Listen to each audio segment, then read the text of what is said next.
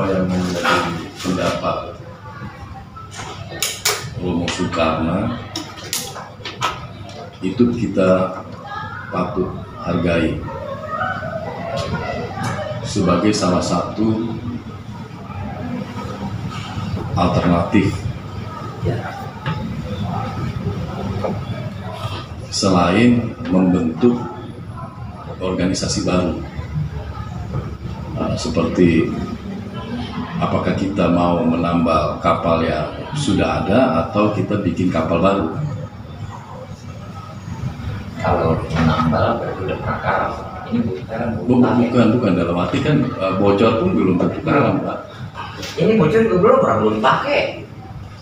Baru disediain belum dipakai. Ya. Sekarang itu adalah pilihan. Pilihan itu ya kita harus tanya ke forum. Ya. Yang mana setuju, itu yang kita lanjutkan, kita persiapkan sembari menyiapkan konsep-konsep surat itu sendiri terkait dengan berbangsa, bernegara, bertanah air, dengan langitnya.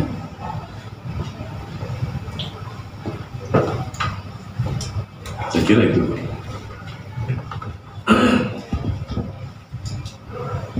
Saya berangkat dari keprajuritan ya, Pak. Kesimpulan saya itu adalah justru kita bergantung kepada 3 lembaga yang sudah recognize ya, LVRI, BPK 45, dan PPKR. PPKRI dalam hal ini kita sudah berhadapan langsung dengan penanggung jawab. Kalau BPK 45 belum. Saya tidak mengatakan bahwa saya bertanggung jawab. Saya cuma ini saja. Tapi saya berani melakukan ini karena saya kurang masukan. Itu aja. Tidak. Oh. Saya nggak usah cerita. Ya. Karena ada Sudmuja ada di Bogor. Ya. Saya nggak ada sama Pak di suasana. Jadi itu ya.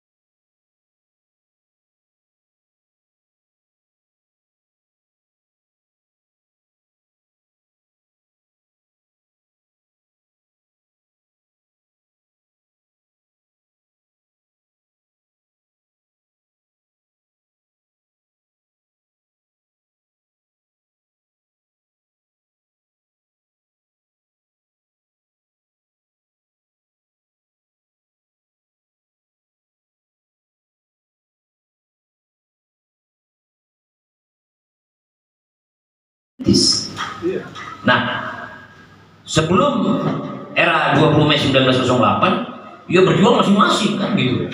Dan itu pahlawan juga. tapi belum terkoordinir dengan satu kesepakatan. Nah, 1908 20 tahun hasilnya pejuang kita melahirkan Sumpah Pemuda. 17 tahun menghasilkan kemerdekaan bangsa, sekaligus memiliki negara. Itu pahlawan. Terus kita memperingati pahlawan, memperingati apanya? Kan kejuangannya tuh yang sudah melahirkan kebangkitan nasional, runtutannya kan Sumpah Pemuda, kemerdekaan bangsa, munculnya pemilik sebagai negara. Kita memiliki negara. Sampai detik ini, kalau kita tanya jujur kepada yang melahirkan negara, mereka pasti kalau dibilang di liang lahat itu tidak akan tenang. Iya dong. Aku dicapek-capek, berkorban jiwa raga, darahku, istriku disiksa, malah diperkosa. Kalau berkeluh kesah, kenapa hari ini? Karena itu perbuatan asing. Begitu mengisi kemerdekaan, asing diundang lagi. Ada apa ini? Oh, ternyata generasi muda bangsa nggak percaya diri. Kita nggak tahu kenapa kau tidak bertanya kepada Sang Maha Tahu sebagai konsekuensi sila pertama. Kayak gitu. Kejuaraan Indonesia bukan cuma sampai definisi kita harus apa terhadap sila pertama, kita harus berbuat apa sebagai konsekuensi sila kedua, kan gitu. Ketika kita tidak melakukan itu, biar 1000 kali dalam satu hari kita bicara Pancasila dengan urutan yang benar, nggak akan jadi apa-apa. Karena di sana ada perintah dan larangan kok. Ketika kau zolim kepada sedulurmu, kau udah melanggar sila kedua. Ketika korupsi udah melanggar sila kedua, nggak pantas dia bicara Pancasila. Bisa gitu. Karena sudah jahat dengan sesama manusia. Minta maaf. Jadi ketika orang tua dulu suruh musyawarah, di agama suruh musyawarah, di negara suruh musyawarah. Ini kan kita semua tiga status sosial kita. Kita pertama, yang kita nggak bisa elak. 1, sebagai generasi penerus leluhur. 2, sebagai umat beragama, agama apapun. 3, sebagai warga negara. Ajarannya sama kok, cuman beda redaksional saja.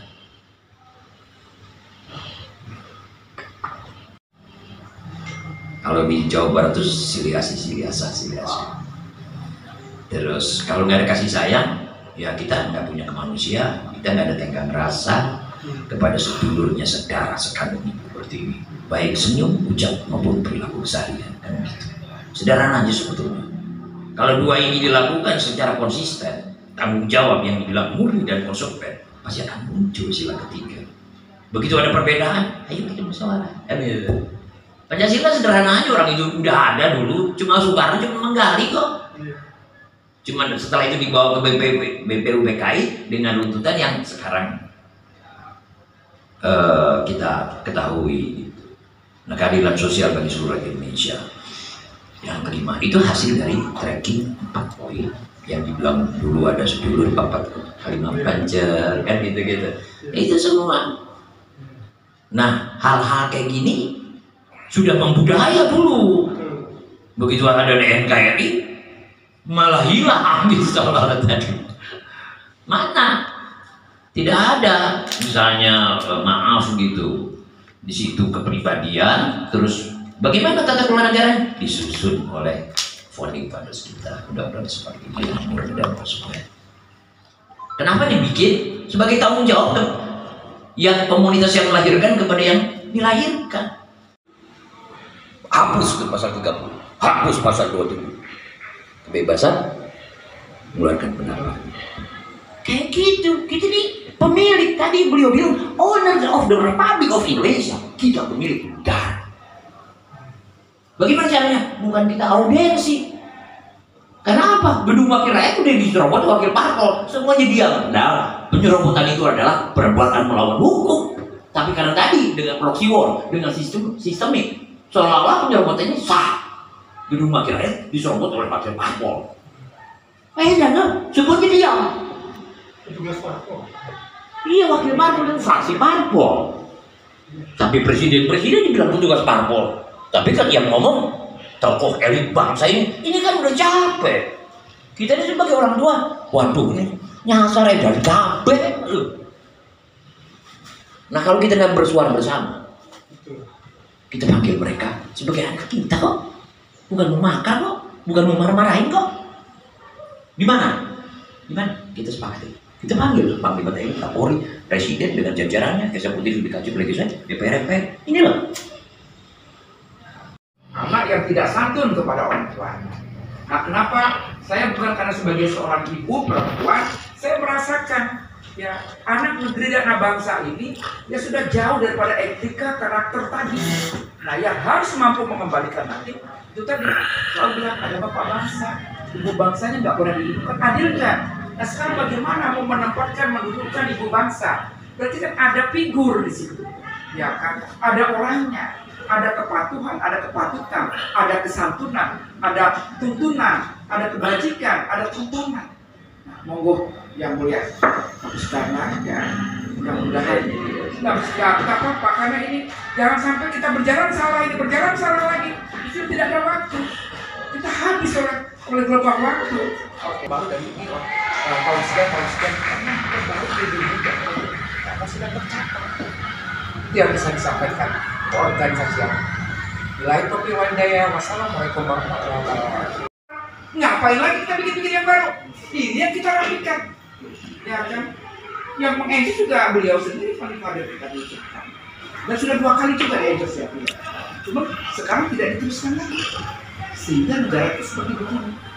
Sedangkan Papi kalau sendirian kan juga nggak bisa. Nah, sekarang kita menghimpun kalimat dengan persatuan tadi. Persatuan dan kesatuan. Hanya dengan bersatu dan bersatu. Ya, inilah persatuan. Kalau kita sendiri kan patah gitu. Bang Fitra sendirian, wah, kenapa sudah ketahuan? Kalau kita tidak untuk kepentingan pribadi kita di atas itu semua. Ya, kita dudukkan ini negara Indonesia. Kita hanya lantaran saja yang masih diberikan kekuatan roh wujud tadi. Kita nggak tahu besok pulang kapan. Ya begitu kita pulang tiba-tiba sesak napas, ya Allah ya Rabb, kita nggak pernah membayangin, ya kan? Umur kita orang apa tuh Allah yang tahu. Nah, tapi kalau kita sudah berbuat sore hari ini, memiliki simpul-simpul yang luar biasa, tidak dan salahnya kita bersurat, kita bertemu. Kakanda Fitra ini dekat sekali dengan Pak Yusuf. Ya beliau duduk dari gedung Cuang DHD zaman Pak Matata, siapa sih yang nggak kenal kita semua.